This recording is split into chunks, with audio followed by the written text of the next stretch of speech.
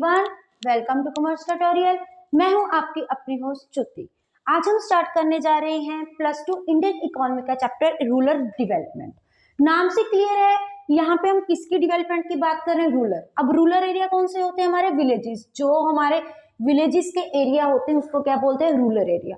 या in other words we can say areas other than the urban area. Urban area, शहरों को छोड़कर जो एरिया बच जाता है उसको हम क्या बोलते हैं? रूरल एरिया बोलते हैं। रूरल एरिया की सोशल और इकोनॉमिक डेवलपमेंट, सोशल बेस है क्योंकि हमारे जो मोस्ट ऑफ द हमारी जो इंडियन पॉपुलेशन है वो कहाँ पे रहती है? हमारी रूरल एरिया में रहती है।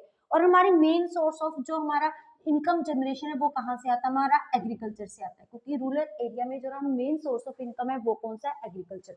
इसलिए हमारे इंडिया की ओवरऑल डेवलपमेंट के लिए रूरल एरिया की डेवलपमेंट करनी बहुत ज्यादा जरूरी है। उसके बाद जब हमारे 1991 के इकोनॉमिक रिफॉर्म्स आए थे, इकोनॉमिक रिफॉर्म्स में जो मेन हमने इम्पेंसिस किस पे दिया था? इंडस्ट्रियल सेक्टर पे और हमारा 400 पे। और उस टाइम पे एग्रीकल्चर सेक्टर को बिल्कुल ही इग्नोर किया गया था, जिसके कारण हमारा एग्रीकल्चर सेक्टर, रूरल सेक्टर बहुत ज्यादा बैकवर्ड हो गया था।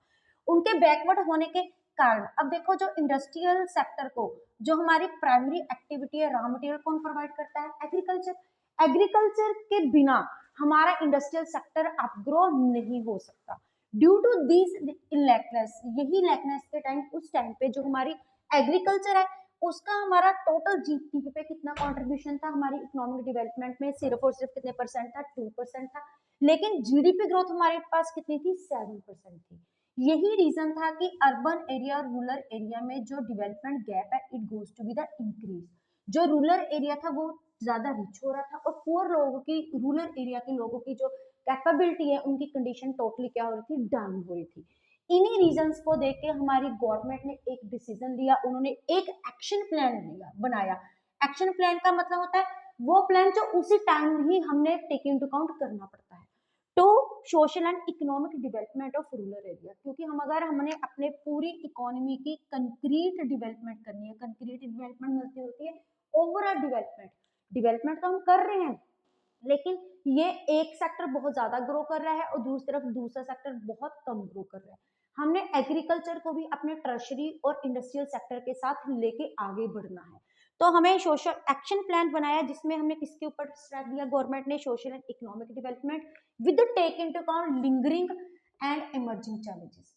ये बहुत ज्यादा इंपॉर्टेंट है। अब what is the lingering challenges? वो चैलेंजेस जो हमें इंडिया के एग्रीकल्चर सेक्टर को फेस करने पड़ते हैं, उनका जो मेन एस्पेक्ट होता है, उनका जो अफेक्ट होता है लॉन्ग लास्टिंग होता है, लॉन्ग टर्म उनका अफेक्ट जाता है। इमर्जिंग चैलेंजेस वो चैलेंजेस होते हैं जो रिसेंटली, इन अदर वर्ड्स इनको हम ट्रेडिशनल चैलेंजेस भी बोल सकते हैं, मतलब पुराने चैलेंजेस जो हम स्टार्टिंग से फेस करते आ रहे हैं। और इमर्जिंग चैलेंजेस कौन से हैं? जो रिसेंटली हमारी मॉडर्न इकोनॉमी में हम टेक इनटू काउंट करने आ रहे हैं। Today we will take into count the lingering challenges, emerging challenges we will take in account in our next session। और उसके बाद ये लिंकिंग चैलेंजेस होते क्या है ये हम ऑलरेडी डिस्कस कर चुके हैं। ये ट्रेडिशनल चैलेंजेस होते हैं और जो इनका इम्पैक्ट जाता है वो क्या है? लॉन्ग लास्टिंग जाता है, बहुत लंबे टाइम तक जाता है। अभी हम उसे ओवरकम करने लगते हैं, न्यू चैलेंजेस इनका अफेक्ट डालने हमारे और आ जाते हैं। ये 2 टाइप्स के होते हैं, एक तो रूरल क्रेडिट, एक sources of rural credit. Rural credit कि हमें क्रेडिट का मतलब क्या होता है? उधार। हमें रूरल अपना बिजनेस स्टार्ट करने के लिए रूरल एरिया में क्रेडिट क्यों चाहिए? क्योंकि हमारे यहाँ पे जो मोस्ट पॉपुलर जो फार्मर्स होते हैं वो क्या होते हैं? स्मॉल एंड मार्जिन होल्डर होते हैं। उनके पास छोटी छोटी लैंड होती है, स्मॉल बहुत ज़्यादा छोटी सी लैंड होती है, वो इतनी कल्टीवेशन कर सकते हैं कि वो बड़ी मुश्किल से अपना सब्सिडेंस करते हैं। सब्सिडेंस का मतलब होता है कि जितनी वो ग्रो करते हैं उसकी वो क्या कर लेते हैं? सेल्फ कंजम्पशन कर लेते हैं। उनके पास फर्दर इन्वेस्टमेंट करने के लिए बिल्कुल भी पैसा नहीं होता, जिसके कारण उनके पास क्रेडिट फैसिलिटीज अवेलेबल नहीं होती। उनके पास चाहे अच्छे आइडियाज भी हों लेकिन वो लैक ओवर होते रहते हैं। तो इसलिए हमें किसकी जरूरत होती है? रूरल क्रेडिट की जरूरत होती है। उसके बाद आता है gestation period. What is that gestation period? ये पीरियड जो होता है हमारी क्रॉप्स को सोक, अब हम सीड्स सो करते हैं और हमारी क्रॉप को हार्वेस्ट करने के टाइम जो सेंटर में हमारा पीरियड होता है वो क्या होता है? जेस्टेशन पीरियड होता है। ये पीरियड बहुत ज्यादा लंबा होता है और एग्रीकल्चर में जो मेन सोर्स ऑफ इनकम है वो इसी पे ही डिपेंड करते हैं। तो उनकी जो क्रेडिट होती है, जो उनके पास उनको पैसा मिलता है वो बहुत ज्यादा कम होता है, इसीलिए उनको रूरल क्रेडिट की जरूरत पड़ती है। अब ये हमारे जो रूरल क्रेडिट है ये फर्दर 2 टाइप्स जो रूरल क्रेडिट प्रोवाइड किया जाता है ये 3 टाइप्स ऑफ प्रोवाइड किया जाता है। सबसे है शॉर्ट टर्म। शॉर्ट टर्म क्या होता है? छोटे पीरियड के लिए, जो हमारे डे टू डे एक्टिविटीज के साथ कंसर्न होता है। इसका मेनली पीरियड कितना होता है? 6 मंथ से लेकर 12 मंथ्स तक।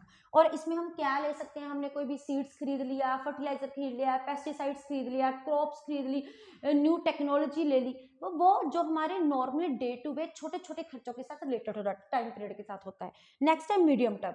मीडियम टर्म नाम से क्लियर होता है, जो कि सेंट्रल पार्ट का होता है। इसका टाइम पीरियड कितना होता है? 12 मंथ से लेकर 5 ईयर्स तक का होता है। और इसमें क्या आता है? हमने कोई ट्रैक्टर परचेज कर लिया, हमने कोई वेल खरीद लिया, हमने कोई मशीनरी खरीद ली, जिसकी रीपेमेंट हम 5 साल में इजिली कर सकते हैं। और लॉन्ग टर्म क्या होता है? जिनका अफेक्ट लंबे पीरियड के लिए होता है, और ये कितने होते हैं? मोर देन 5 ईयर्स के लिए होते हैं। इनमें क्या होता है? हमने कोई लैंड न्यू परचेज करनी है, जहाँ हम अपने पुरानी लैंड में किसी ना किसी तरह की रिप्लेसमेंट करनी है, वो हमारे कौन से क्रेडिट होते हैं? लॉन्ग टर्म क्रेडिट हो जाते हैं। अब ये सोर्सेज ऑफ, किन किन सोर्सेज से हमें रूरल क्रेडिट मिलता है? रूरल क्रेडिट के हमें 2 टाइप्स ऑफ सोर्सेज होते हैं। एक होते हैं नॉन इंस्टीट्यूशन सोर्सेज, एक होते हैं इंस्टीट्यूशन रिसोर्सेज। यहाँ पे इंस्टीट्यूशंस के नाम से ही क्लियर होता है कि जो किसी ना किसी क्रेडिट हमें किसी इंस्टीट्यूशन में प्रोवाइड किया जाता है। अब हमारे आजकल इंस्टीट्यूशन कौन सा है? हमारा बैंकिंग स्ट्रक्चर। जो क्रेडिट हमें बैंकिंग स्ट्रक्चर के अंडर प्रोवाइड किया जाता है उनको हम क्या बोलते हैं? Institution resources. और इनमें कुछ हमें लीगल फॉर्मेलिटीज भी पे करती हैं पड़ती हैं, हमें फॉर्म वगैरह भी फिल करना पड़ता है। और नॉन इंस्टीट्यूशन रिसोर्सेज क्या होते हैं? जिन कोई भी इंस्टीट्यूशन नहीं होते, जो कि हमारे कौन से रिसोर्सेज होते हैं? हमारे ट्रेडिशनल रिसोर्सेज होते हैं, जो पुराने टाइम पे हमारी इकोनॉमी में इमर्ज होते थे। जैसे कि हमने मनी लेंडर से लोन ले लिया, ट्रेडर से लोन ले लिया, या फिर विलेज ट्रेडर से लोन ले लिया, किसी भी विलेज में काम करने वाले से लोन ले लिया। इनका में क्या था? इनका मेन नेगेटिविटी पॉइंट क्या थी कि जब भी इनसे लोन लिया जाता था उनको इजीली मिल जाता था। कोई भी उनको फॉर्मेलिटीज में इंस्टीट्यूशन क्या रीजन आ जाता है, वहां पे बहुत ज्यादा फॉर्मेलिटीज बियर करनी पड़ती थी। लेकिन यहाँ पे कोई भी फॉर्मेलिटीज बियर नहीं करनी पड़ती थी, जो भी लोन होता था वो इजिली अवेलेबल हो जाता था। लेकिन जो इसके रिजल्ट में मनी लेंडर उनसे जो रिटर्न में इंटरेस्ट चार्ज करते थे वो बहुत ज्यादा हाई होता था। वो इंटरेस्ट इतना कि हाई होता था कि जितनी भी फार्मर्स ने अपनी क्रॉप की प्रोडक्शन की उनकी वजह से उनको डिस्ट्रेस सेल करनी पड़ती थी। एक बहुत इंपॉर्टेंट कंसेप्ट है कि that is the distress cell. Distress cell क्या होती है कि आज मैंने क्रॉप्स की प्रोडक्शन की, कटिंग की, उसी टाइम मेरे को फोर्सफुली सारी की सारी क्रॉप्स इनको देनी पड़ती थी, इनको देनी पड़ती थी, क्योंकि उनको रीपे करने के लिए पैसा नहीं होता था। इंटरेस्ट की वो कहाँ से ले लेते थे? डिस्ट्रेस सेल से अपना कवर्ट कर लेते थे। उसके बाद इतना रेट ऑफ इंटरेस्ट ना पे करने के बाद वो एक स्टेप पर पड़ जाते थे, डेप्ट ट्रैप में फंस जाते थे, कि जो ट्रैप में फर्दर एक लोन को लेने के लिए दूसरा लोन लिया, उस पे रेट ऑफ इंटरेस्ट इतना हाई, फिर उसको पे करने के लिए फर्दर लोन लिया, फर्दर लोन लेते ले, तो वो किस ट्रैप में फंस जाते थे? डेप्ट ट्रैप में फंस जाते थे। और इसके कारण कई बार फार्मर्स ने एक वीकेंड से उन्होंने सुसाइड कमिट वगैरह करने की भी कोशिश बहुत ज्यादा की है। ये चांसेस काफी टेक इनटू अकाउंट 19 उससे पहले आए थे।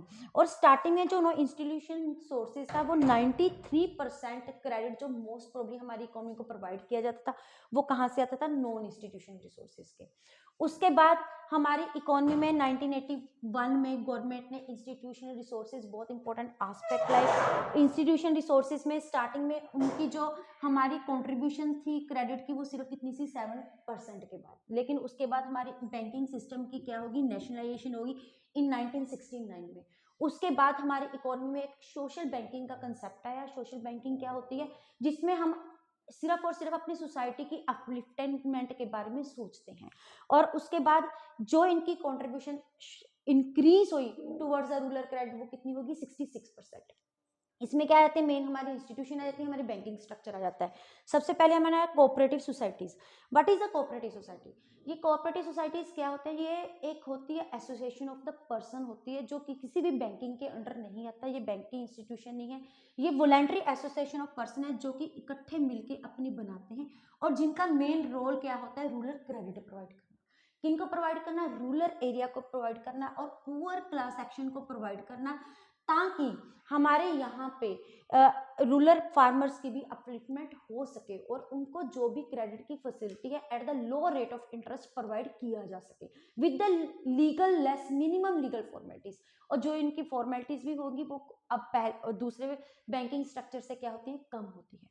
और ये कोऑपरेटिव सोसाइटी के under the cooperative society act 1912 के अंडर काम करता है। और सबसे पहली कोऑपरेटिव सोसाइटी हमारी कर्नाटका में इस्टेब्लिश की थी। उसके बाद इसकी इतनी अपलिफ्टमेंट होगी कि in all the rural areas अब हमें कोऑपरेटिव सोसाइटीज मिलने को मिलती है।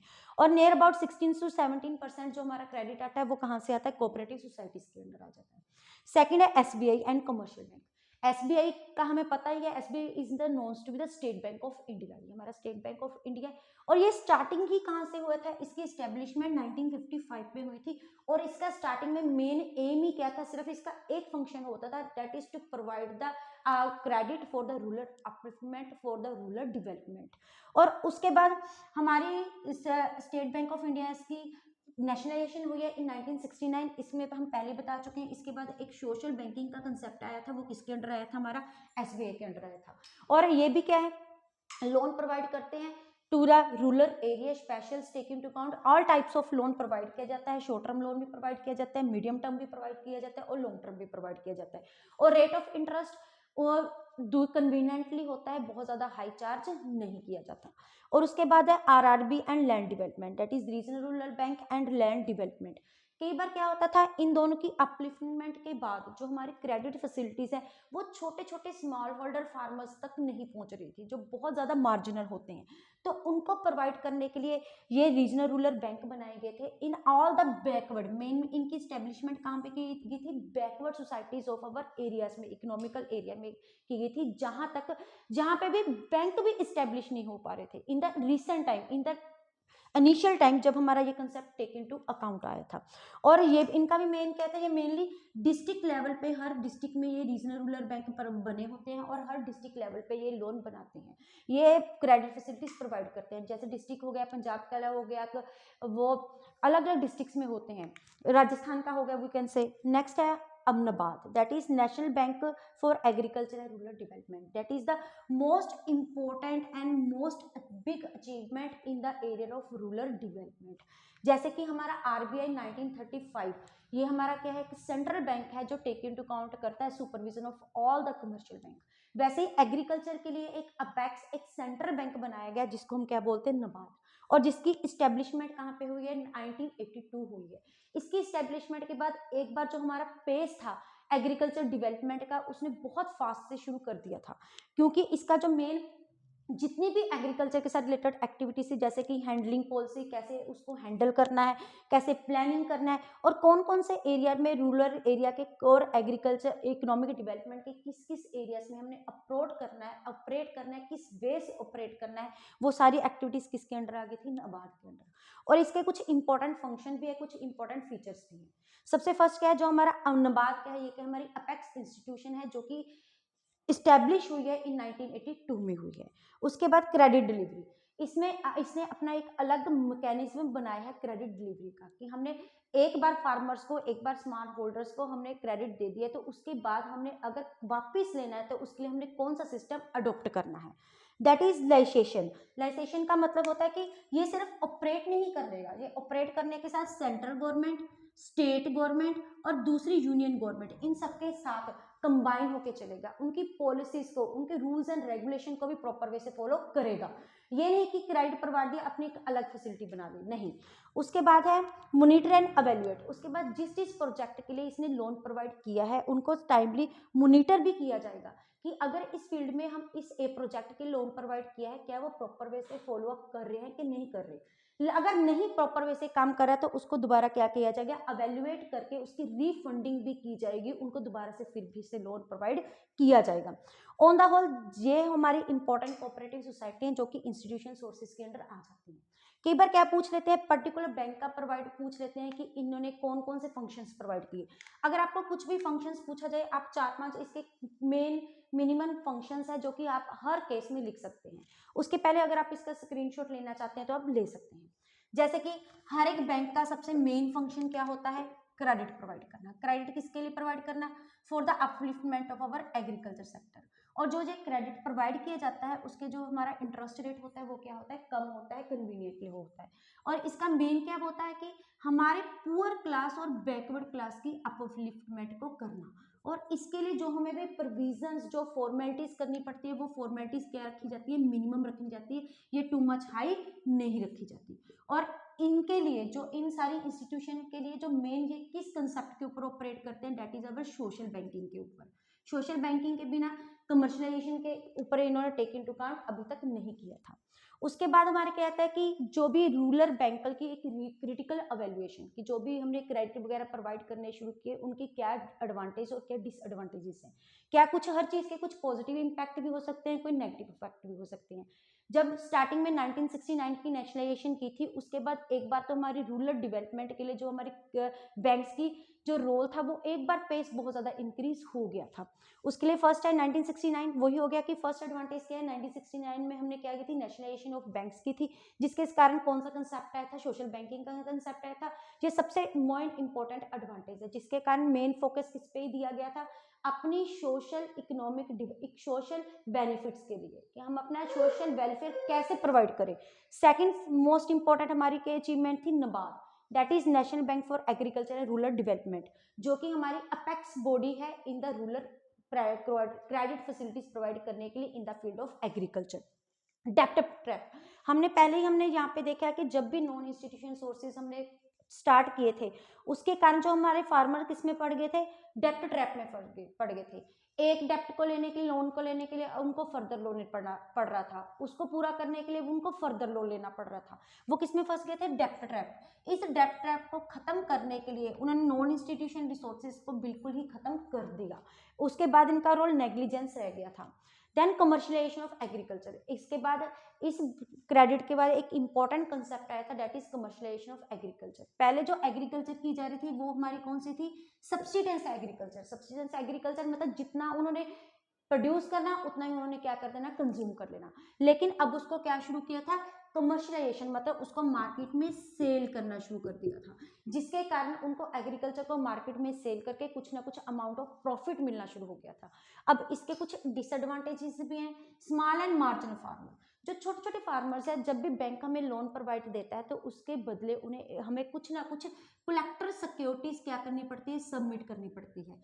लेकिन स्मॉल और मार्जिनल फार्मर्स कौन से होते हैं कि वो जितना प्रोड्यूस करते हैं वो किसके लिए कंज्यूम कर लेते हैं, सब्सिडेंस के लिए कंज्यूम कर लेते हैं। उनके पास कोई पैसा ही नहीं होता, कि उनके पास इतनी इनकम ही नहीं होती कि वो अपनी कोई प्रॉपर्टी इनके लिए सबमिट कर सके रिटर्न में एज ए सिक्योरिटी लोन लेने के लिए। तो ये क्या था, उन लोगों को यहाँ से लोन नहीं मिल रहा था।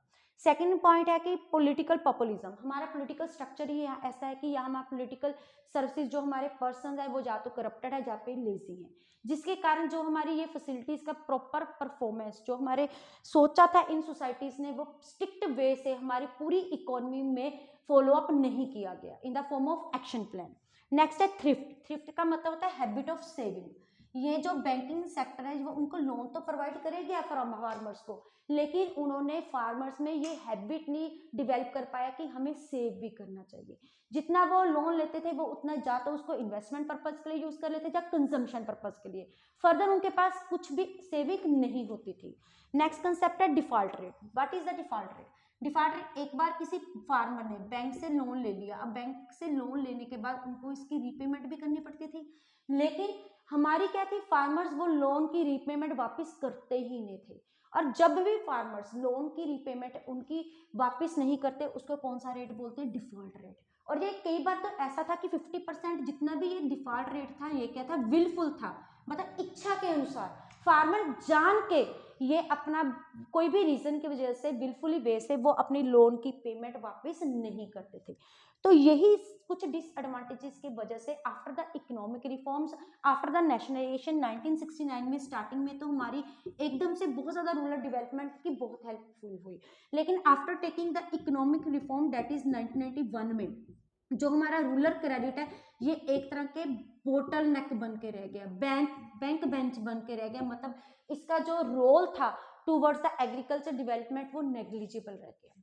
अब इसी टॉपिक से रिलेटेड हमारी कुछ इंपॉर्टेंट 2-3 टर्म्स हैं। एक तो हमारी कंकरेंट डेवलपमेंट। कंकरेंट डेवलपमेंट क्या होती है, development to all the sector of the economy. जब इकोनॉमी सारे सेक्टर्स की डेवलपमेंट इकट्ठी करते हैं उसको क्या बोलते हैं, कंकरेंट डेवलपमेंट। उसके बाद है हमारा एक इंपॉर्टेंट दैट इज किसान कार्ड। किसान कार्ड स्कीम, ये कौन सी की स्कीम है? ये एक स्कीम है जो प्रोवाइड की जाती है फार्मर्स को, उनको एक कार्ड इशू किया जाता है, उसमें उनका नेम, उनका एड्रेस, उनकी लैंड, उनके पास कितनी लैंड है, किस जगह पे है, इनके बारे में इंफॉर्मेशन दी जाती है ताकि वो इसके अगेंस्ट क्रेडिट ले सके। लेकिन क्रेडिट सिर्फ और सिर्फ उनको किस टर्म के लिए मिलता है? शॉर्ट टर्म के लिए मिलता है, मीडियम टर्म, लॉन्ग टर्म के लिए वो इस केस में लोन लेने के लिए एलिजिबल नहीं होते। शॉर्ट टर्म मीन्स हो गया, हमने यहाँ पे अभी देखा था, सीड्स परचेज करने के लिए जो डे टू डे रनिंग का होता है, सीड्स परचेज करने के लिए, फर्टिलाइजर परचेज करने के लिए, पेस्टिसाइड परचेज करने के लिए, या क्रॉप्स की अपलिफ्टमेंट करने के लिए, न्यू सीड्स खरीदने के लिए, उनकी ग्रोथ अप करने के लिए। उसके बाद एक छोटी सी मोस्ट इंपॉर्टेंट और टर्म है, वो है micro credit and self help group. ये मोस्ट इंपॉर्टेंट टर्म है, ये एक इमर्जिंग ट्रेंड निकल के बाहर आया था, किनके लिए? For the small and marginal holding. हमने यहाँ पे देखा कि जो स्मॉल एंड मार्जिनल होल्डिंग थे उनको रूरल क्रेडिट का बेनिफिट नहीं मिल सका, तो उनके लिए स्मॉल हेल्प ग्रुप आ गया है। ये रूरल एरिया में क्या होता है, ये किस पे डिपेंड होता है? हमारे थ्रिफ्ट पे डिपेंड होता है। थ्रिफ्ट हम ऊपर देख के हटिए, saving of the rural area. इनमें क्या होता है, जितने भी सेल्फ हेल्प ग्रुप के मेंबर्स थे, इनकी जो मेन मेंबर्स क्या होती है? वुमेन्स होती हैं। उन्होंने रूरल एरिया के जितने भी लोग हैं उनकी थोड़ी थोड़ी उनमें पहले तो सेविंग की हैबिट को इंक्रीज किया, फिर उनको एकमुलेट किया और उनको एकमुलेट करके इकट्ठा करके उन लोगों को प्रोवाइड किया जिनको इनकी जरूरत है, या जिनके पास रूरल क्रेडिट की फैसिलिटीज प्रॉपर फिर से अवेलेबल नहीं हो सकी। वो कौन से? या तो हमारे पोर सेक्शन ऑफ द सोसाइटी है, या फिर स्मॉल एंड मार्जिनल ग्रुप्स हैं। और इनका मेन एम था उनको क्या बनाना? सेल्फ एम्प्लॉयड बनाना। सेल्फ एम्प्लॉयड मीन्स उन्होंने अपना बिजनेस शुरू करना है, किसी के अंडर काम नहीं करना। और इनकी एस्टेब्लिशमेंट होने के बाद मई 2019 तक हमारे इंडिया में, हमारी इकोनॉमी में, रूरल एरिया में 54 सेल्फ हेल्प ग्रुप थे, और उनमें जो काम करने वाली थी कितनी थी? 6 करोड़ वुमेन्स थी। और वो जो एक सेल्फ हेल्प ग्रुप था वो हमें पर मंथ 10 से लेके 15,000 की जो इनकम है वो प्रोवाइड कर रहा था। और उसके बाद वो 2.5 लाख की funding in the form of collaborative investment self funding provide कर रहा था, जो कि जिनके कारण कि हमारे लोग क्या बन सके? सेल्फ एम्प्लॉयड बन सके। ये थे हमारे कुछ लिंगरिंग चैलेंजेस के साथ रिलेटेड टॉपिक। अब हम जो इसका नेक्स्ट टॉपिक है emerging trend, we will take in our next session. अगर आप इसका स्क्रीनशॉट लेना चाहते हैं तो आप ले सकते हैं। वीडियो अच्छी लगे इसको लाइक करें, ज्यादा से ज्यादा शेयर करें ताकि हर स्टूडेंट्स के पास इसका बेनिफिट पहुंच सके, और चैनल को सब्सक्राइब करना ना भूलें। Thank you, have a nice day.